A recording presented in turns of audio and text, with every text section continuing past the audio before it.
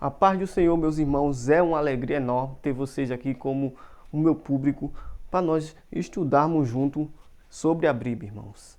Estamos aqui para estudar e tocar numa situação que é meio difícil que está acontecendo neste exato momento.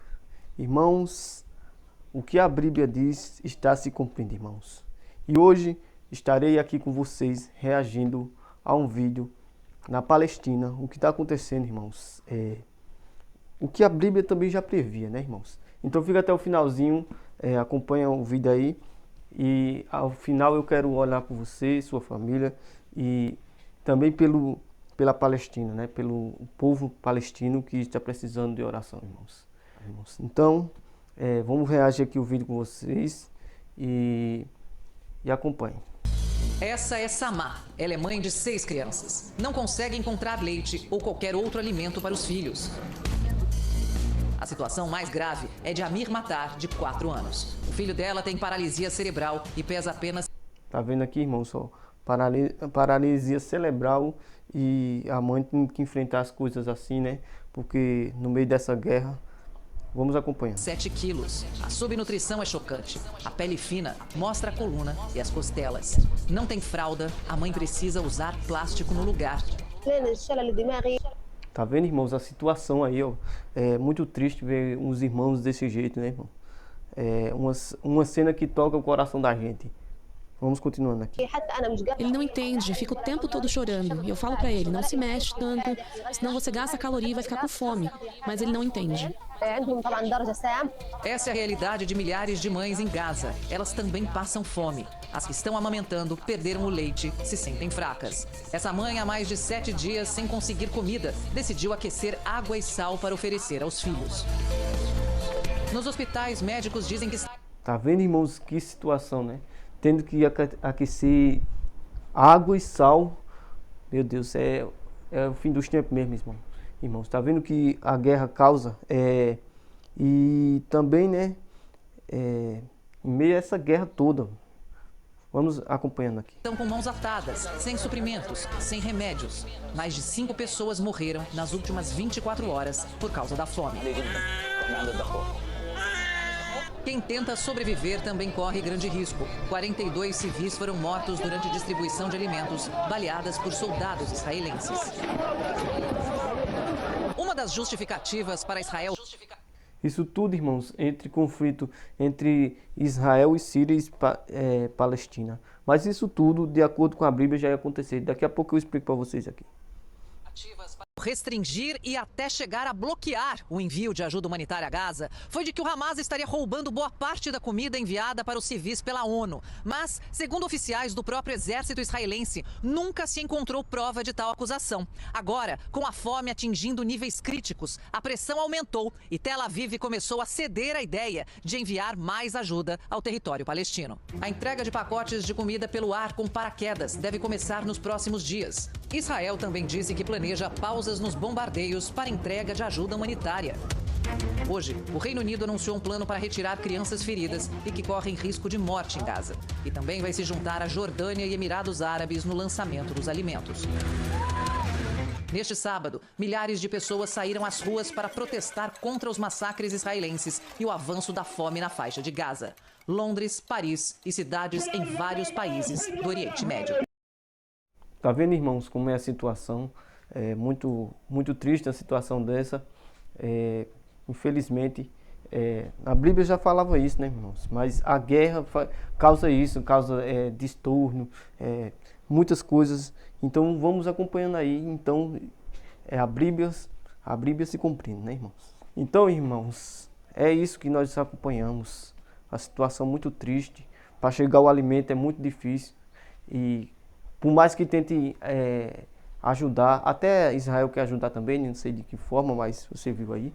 E também vemos a dificuldade para chegar ao alimento dessas pessoas. Chega para o avião e quando os civis tentam entregar essa comida, só que não são moto, né? Nossa, é muito difícil. Irmãos, vamos ver o que o profeta Jeremias escreveu sobre isso, a respeito dessas guerras e essas coisas. Então, vamos lá, irmãos. Jeremias, irmãos, está aqui em Jeremias 14, versículo 18, que diz assim: Se eu saio ao campo, eis aqui os mortos, à espada.